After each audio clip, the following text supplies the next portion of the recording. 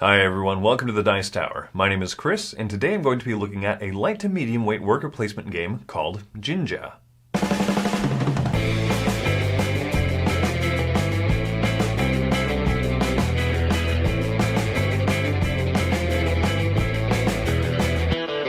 Here's a 3-player setup of the game Jinja. You'll see that each player has 7 buildings, and depending on player count, a different number of workers. Also, depending on player count, certain players will have fox tokens, which we'll cover here in a second. A basic turn of the game is that a player, starting with the first player, will put one of their workers onto a space and activate its action. The next player will then go and activate another action, and so on and so forth, until players have used up all of their workers, and that'll trigger the end of the round. At the start of the game, however, players are going to be dealt 5 objective cards. They will look through these and decide which 3 to keep and then which 2 to discard over here to the pile. I'll keep these 3 for this example. Players will also then be dealt 6 of these building cards, recipe kind of cards of what they want to build over the course of the game. These are going to be drafted. What that means is each player's starting hand, they'll choose one and then pass the rest of them to the player on the left simultaneously. And then with the new hand of cards, pick one of them and pass it around the table, and so on and so forth until players have 6 of these cards in their hand. These come in small, medium, and large. So these ones are all medium, these ones are small, and there's large ones, which means that some of them will require different numbers of resources to build.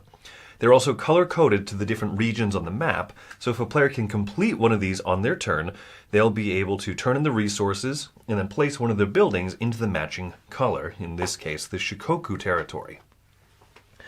So now that we've understood the opening of the game, players are going to take their turns gaining resources primarily, and then also spending those resources.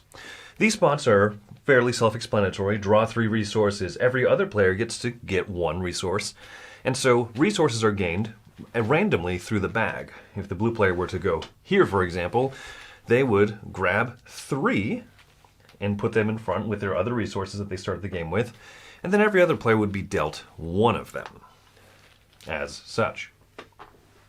The next player is going to go, and they can go to different spaces. This one here allows you to purchase with your coins, with your gold, specific resources, or to sell them off. Some of them are roll for resources. So they're called structures on the board here.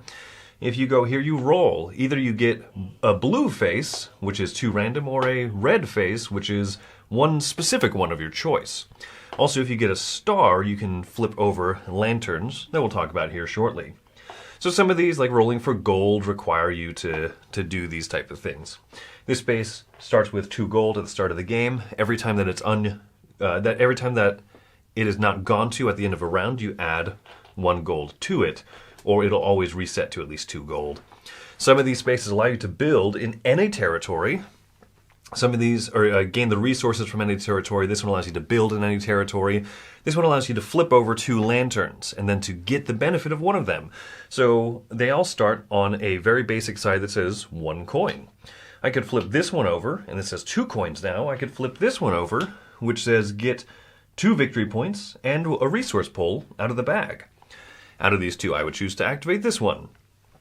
You can also spend coins for victory points. So players are going to put out workers and so on. They can also, instead of going to these areas, they can choose to go to the regions on the map. That's why they have these circles here for worker placement. You can choose one of 2 things. Either you grab the resources that are shown there, and these will get an extra 1 added to it at the end of every single round, or you can build in the territory. If I had a yellow card, and let's say that I had all of the matching resources that I needed to complete one of these cards, I could spend them all, turning them into the bag.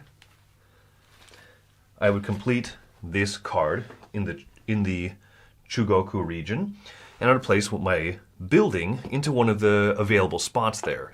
In this region there's 3, there's 2 here, 4 in some of the others. And then this card sits in front of me and will give me an end of round bonus, some sort of benefit for having built it. In this case, 2 coins at the end of every round.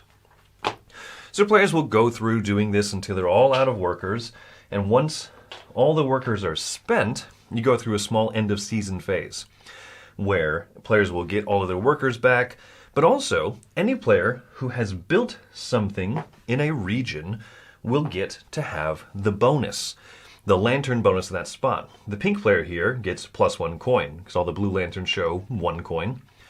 The blue and the green players here have built up, so they'll get 2 victory points and a random bag pull. If a player ever has 2 buildings in the same territory, they get to activate whatever the bonus is twice, 2 or more buildings. So in this case, blue would get 4 victory points and 2 random bag pulls. Then we look at the buildings that have been completed, and in this case, blue player would also get 2 coins because they get to activate their deed cards.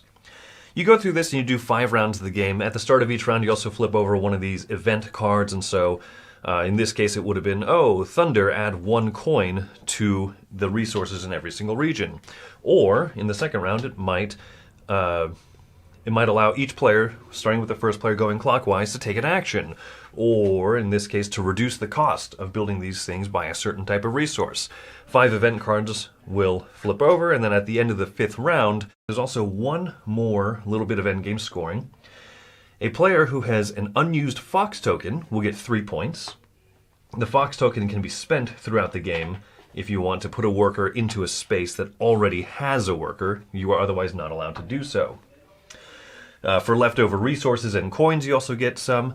You get the points from your deed cards, but also the map is split into 3 different regions. You'll say, hey, there's 7 different colors, but that's because the red, orange, and yellow sectors, divisions, are considered one region.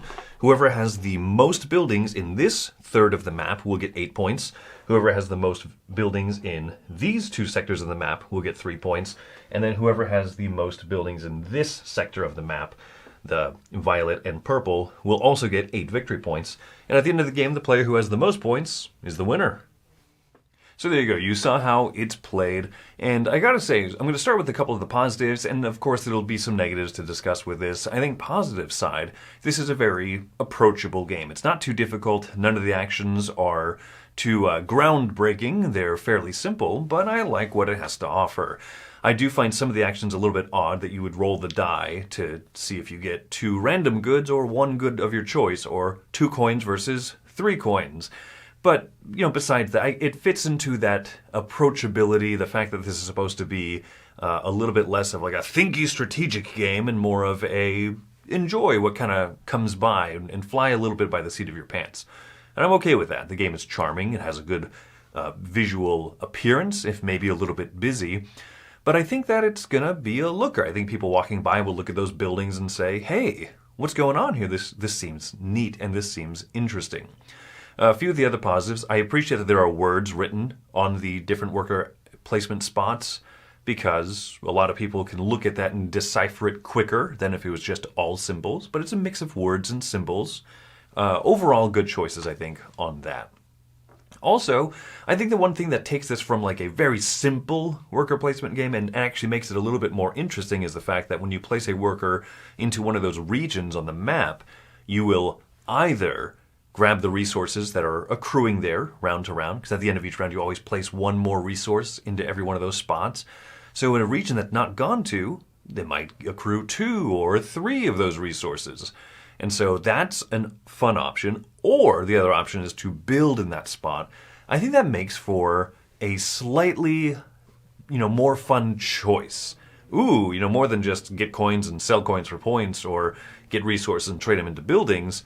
Hey, this is a fun little extra option. I appreciate when a game is straightforward but has that little extra thinkiness to it. I think that's what this game does well. On the negative side, however, I do have a few issues. Like I said, I find the die a little bit silly. It exists kind of to maybe have that pow, that explosion of getting the star. Flip a lantern token over. That's exciting, right? So that it makes a little bit of interaction where if someone else has a building built in an area that has a red lantern, it was flipped over to the red side and it's a better thing, you can maybe flip that back over. Ha! You don't get that. A teensy bit of interaction, that's okay. But the lanterns is one thing I do have an issue with. They're blue on the front side when you face them out, and it's just one coin. You flip it over, and it becomes something different. It becomes something nicer. Oh, 2 coins, or 2 resources and a point, or some combination of those types of things.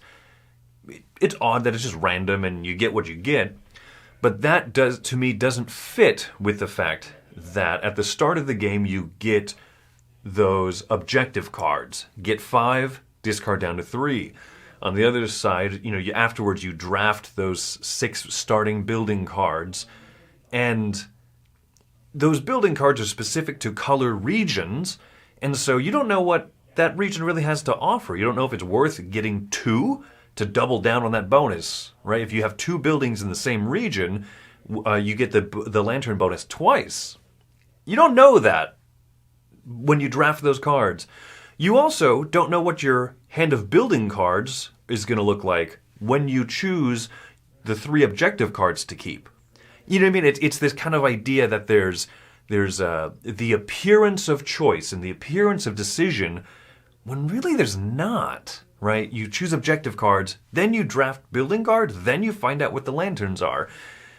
The lanterns are okay. They're fun, but it's just kind of an odd system of unknowns, one after the other. So I think for that reason, the card play doesn't quite do it for me. I feel like the game could be better if maybe the cards were small, medium, large, and they cost different amounts of resources, but maybe weren't color-coded to specific areas so that the area majority and the bonuses that you earn throughout the game are more fluid. I feel like that's maybe the weirdest part to me, is you make all these choices at the start of the game, and then you have to see if they kind of pay off or not. I would have preferred a little bit more fluidity to say, that's a nice lantern in the yellow region. I don't have to build a yellow specific card. I can just build something over there and get that bonus. Maybe even get 2 of them. I like that. And then it would make that end game area majority make more sense, because you're just kind of locked into what you draft at the beginning of the game. Yes, you can take an action to get a card and build it from the discard pile. That's fairly limited, though, because you have to spend a lot of action in this game getting resources, and you don't know what resources you're pulling out of that bag at random, so you can't exactly just guaranteed work towards something either. So I know that those are a lot of negatives, but I will say that this game is charming to me. It fits a weight and an approachability of games that I like, and I think that this would be a good one to pull out and teach to people who are not big into heavy strategic games. Oh, that's great. And the game has a nice charm to it. Unfortunately, charm is not enough to get it by. I see just a few of those kind of odd design choices that don't do it for me. So overall, I'm going to be giving this game a 6. I like it. It's charming, but like Third Eye Blind, I want something else to get me through this semi-charming kind of life. I will say that this has an audience, but the people that want this to be more of an area control, area majority game aren't going to get that. That feels a little tacked on, whereas the worker placement is smooth, so I like it. I would play this again. That's where my 6 rating is going to come in. So anyway, I hope that you found this review informative. My name is Chris, and thank you for coming by the Dice Tower. Have a great one.